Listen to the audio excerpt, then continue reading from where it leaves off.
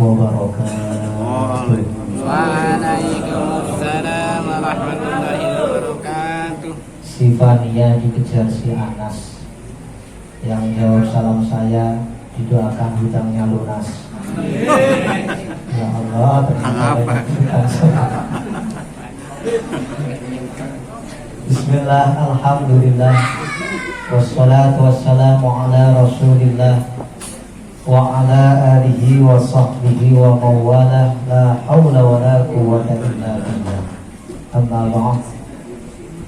Fadilatul muhtaramin, para alim, para ulama, hadirin hadirat yang kami hormati, mudah-mudahan yang hadir di sini diberkahi oleh Allah Subhanahu wa taala. Putra-putrinya salih salihah.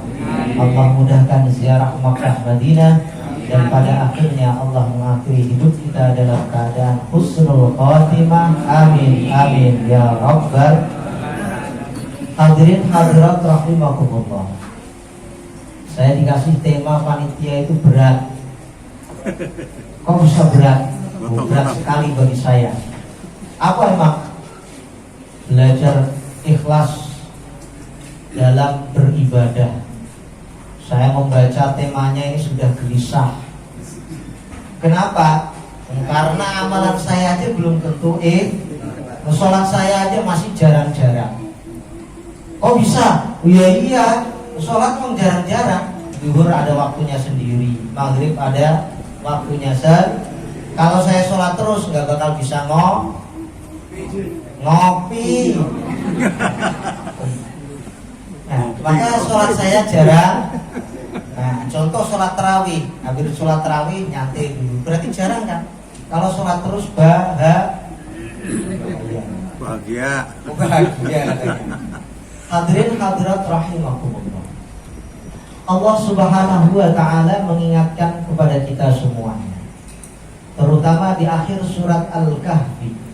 Faman kana yarju liqa'a rabbih falyamal amalan shalihan wa la yusyrik bi ibadati rabbih.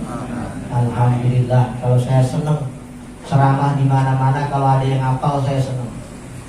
Walaupun itu doang saya hafalnya, belum tentu tahu artinya. Faman kana yarju liqa'a rabbih, barang siapa yang ingin bertemu dengan Tuhannya, ingin ketemu Allah Subhanahu wa ta'ala, resepnya hanya dua. Yang pertama adalah fal ya'mal amalan sholihah. Kita harus beramal kebaikan, terutama yang berkaitan dengan sesama manusia. Kenapa ini saya dahulukan? Di mana-mana Bapak Ibu boleh survei. Banyak orang rajin ibadah, tapi sama tetangganya ini sering ngopi lagi, ngomporin tuh terutama.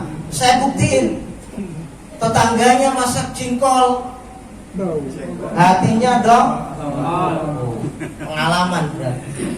Tetangganya masak ayam, pikirannya tambah runyem, berarti orang sini pengalaman semua.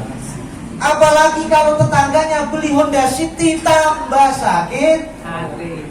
Masya Allah orang sini. Nah ini masyarakat kita itu cepat panasan. Banyak orang yang rajin ibadah, tapi sama tetangganya nggak akur. Banyak apa enggak? Ya di sini mah. Oh di sini enggak ada satu maksudnya. Ini yang pertama. Di samping kita harus baik dengan Allah, baik dengan sesama manusia. Gampangannya begini. Kalau ada orang rajin ibadah sama tetangga nggak baik, kira-kira kalau mati siapa yang nganterin? Jalan sendiri. Hebat banget ya. Oh, orang sini berarti ada yang jalan sendiri gitu ya? Oh iya. Undang. Nah, ini penting bagi kita bahwa baik sama Allah penting, baik sama manusia ini juga penting. Yang nomor dua, wala yusyrik bi'ibadati rabbih ahada. Dalam beribadah kita dilarang menyekutukannya. Maksudnya bagaimana? Dalam beribadah kita berusaha agar kita ikhlas karena Allah Subhanahu wa ta'ala. Kita sudah hafal ilahi anta maksudi waridhoka matlubi. Ya Allah, engkau ini tujuan akhirku.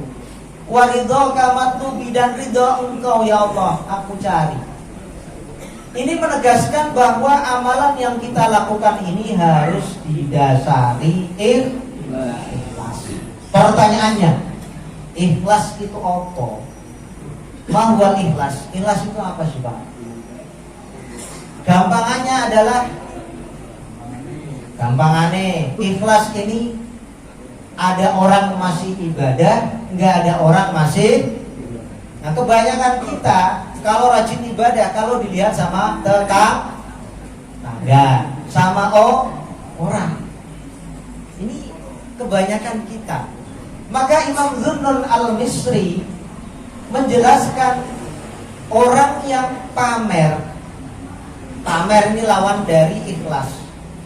Ada ciri-cirinya. Begitu juga orang yang ikhlas ini ada ciri-cirinya.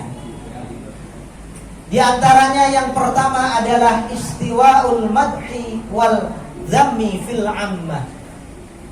Ciri-ciri orang yang ikhlas yang pertama adalah sama kondisinya dipuji orang ataupun dihina orang masih tetap ibadah.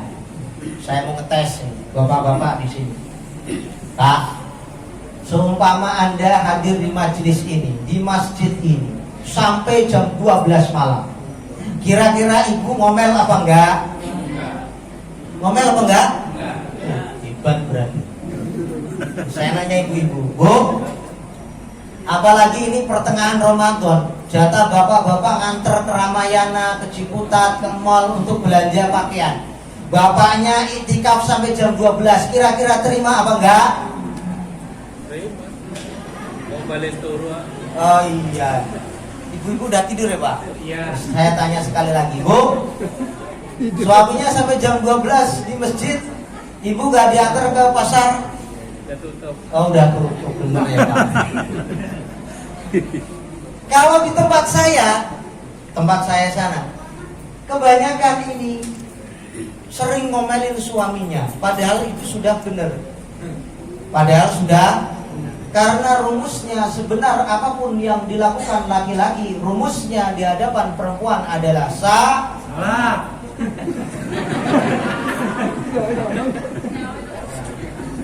Nggak percaya, saya buktiin. Kalau orang sana, saya ngomong nggak mau ngomongin orang sini, orang sana aja. Istrinya udah dikasih uang, Ma, ini 150 buat belanja hari ini. Ya, belanja 150 dapat apa? Emang Bapak nggak tahu Ramadan ini memang makannya 2 kali Pak, tapi pengeluarannya ini lebih banyak. Buktinya mana? Apalagi anaknya 5, anak pertama baru esnya saja saya beliin es cendol Pak. Ya.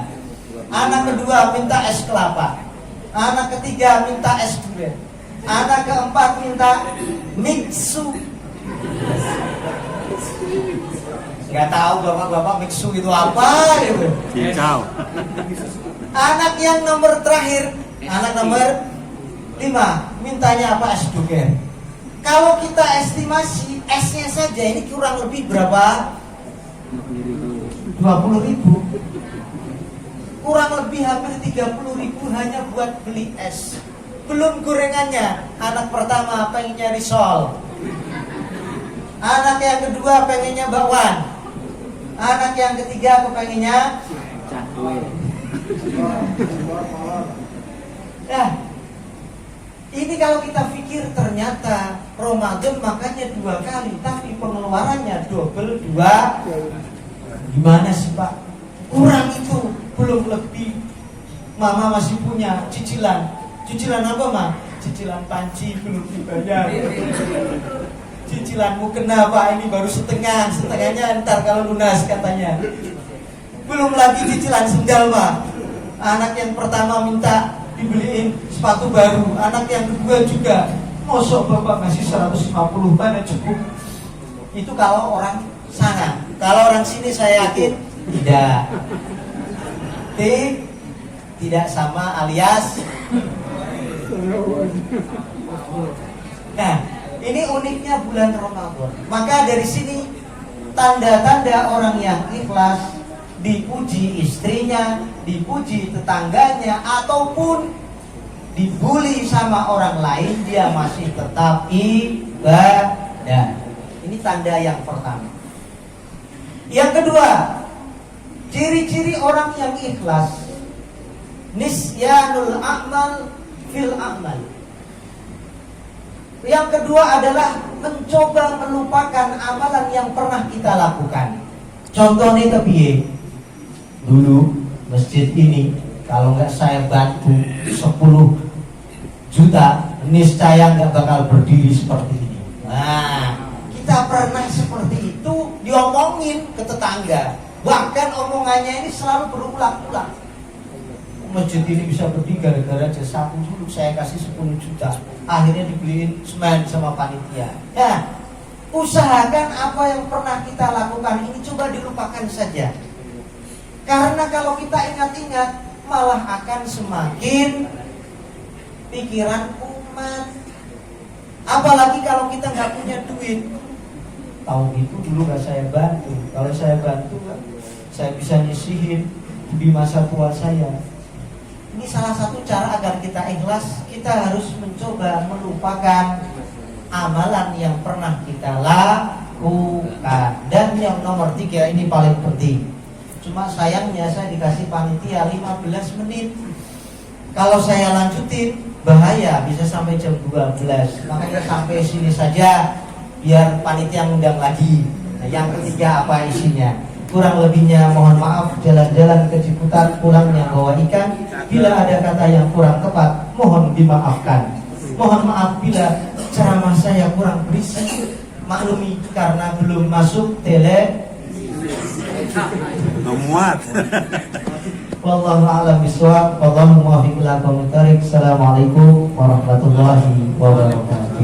Waalaikumsalam warahmatullahi wabarakatuh. Solo suratan mitira rongata ini